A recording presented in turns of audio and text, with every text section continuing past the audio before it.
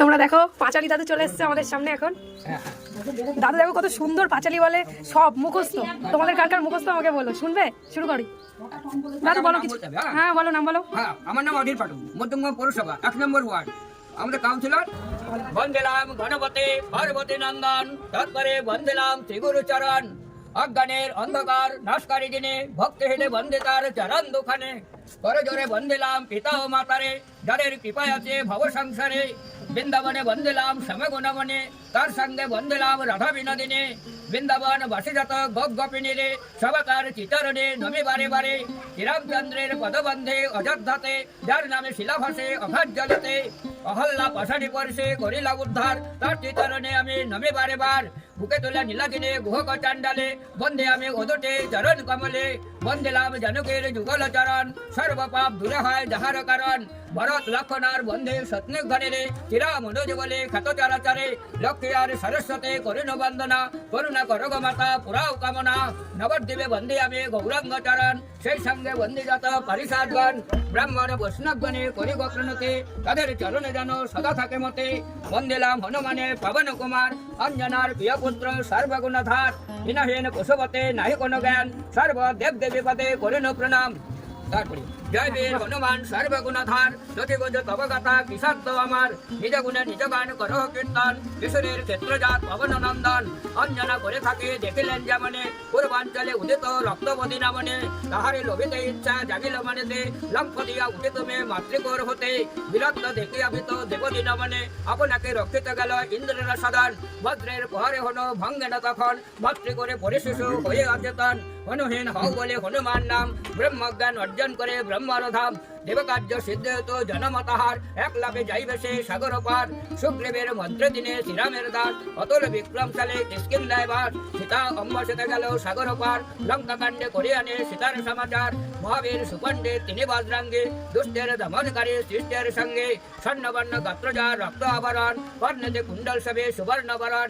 বজ্রসমা হস্তে সভা রাম জয় ধ্বজা, বদ সবে স্কন্দ পরে দুষ্ট দিতে সাজা। ভক্তিতে বাঁধেন তিনি রাম গুণমনে, ভক্তাদিন ভগবান শিখালেন তিনি। শ্রীরামের প্রিয়সতে সীতার বরেতে, চারিযুগে অমর হইলেন মহিতে।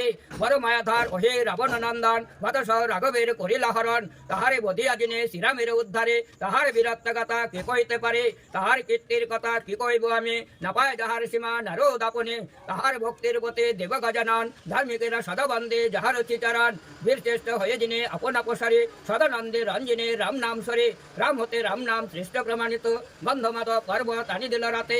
108 নীলপদ্ম রাম নাম বলে, উপহার দেয় এনে রাম অবহেলে।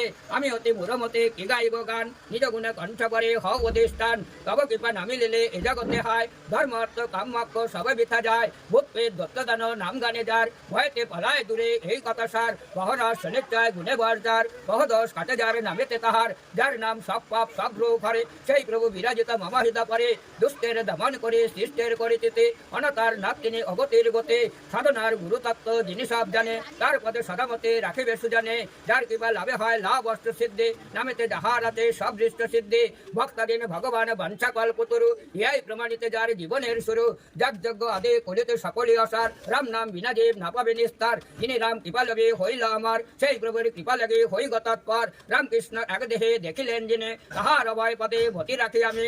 কলি যুগে তার কৃপা নালবিলে হায়, অমূল্য মানব দেহ অশুদ্ধ জরায়। যেই জন পায় তার মহিমা অপার, জগতে অপাপ কিছু রাহে না তাহার। এমন পবিত্র নাম যেই জন ভজে, পরকালে বিষ্ণু প্রেমে অবশ্যই মাঝে। শোনো যে ভেন নামে না করিও হেলা, বুঝিলে পাইবে তুমি ভবসিন্ধু ভেলা।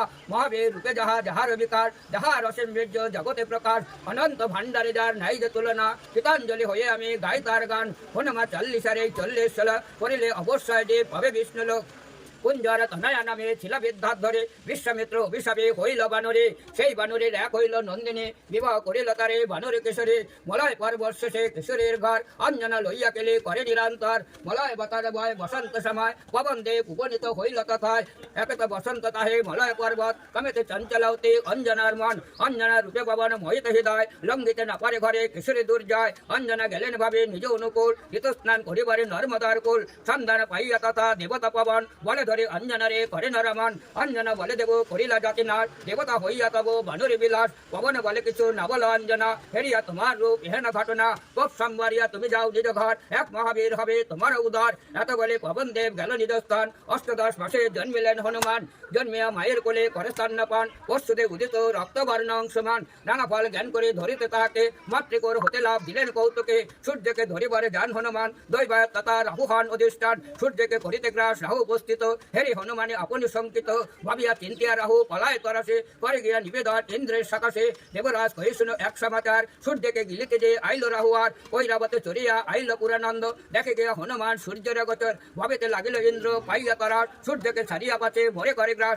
সিন্ধুরে শোভিত ঐরাবতের বদন দেখিয়া কৌতূহলী শ্রী পবন নন্দন সূর্যকে ছাড়িয়া পাচে ধরে ঐরাবতে ভয়যুক্ত দেবরাজ বজ্র নীল হাতে প্রদিত হইল লোক আপন অপসরে বিনা অপরাধে ইন্দ্র বজ্র মারে শিরে হনুমান অচেতন হইল তাতে পড়িলে তখন সে মলয় পর্বতে হনভঙ্গ পরে দেয় মলয় শিখরে হনুমান নাম তাই বাপ পায়ে ধরে জাম্বুবান বলে বিক্রম জানি হো সকল তুমি বিনা রামতত্ত্ব কে জানিবে বলো পৌরস প্রকাশ করো সাগর লঙ্গিয়া চিরা মেরে তুষ্ট করো সীতা উদ্ধারিয়া হনুমান কহিলেন সুর ভক্তজন আমার জন্মের কথা কহে বিদ্যমান প্রভাস নামেতে চিত্ত খ্যাত ধরা তলে মণিগণ স্নান করে সেই নদী জলে ধবল নামেতে হস্তে দিগল দর্শন দন্তাগাতে চিরিয়া মারিত মুনিগণ বরদাস মহামুনি ঋষুর প্রধান দন্তাগাতে নিজ হস্তে যায় তার প্রাণ ব্যাকুল হইয়া মুনি পলায় ছুটিয়া রুষিয়া গেলেন পিতা বিপদ দেখিয়া দয়ালু আমার পিতা যুদ্ধে ভয়ঙ্কর এক লম্পে করিলে হস্তের উপর দুই চোখ উপরে নখের আচরে দুই হাতে টানি দুই দশন উপরে দন্ত উপরিয়া তার পেটে দেয় দন্ত পেট তিরিয়া মাতাঙ্গের করিল অন্ত পরেতে গেলেন পিতা মুনির সমাজ মুনি বলে মাগবর ওহে কপিরাজ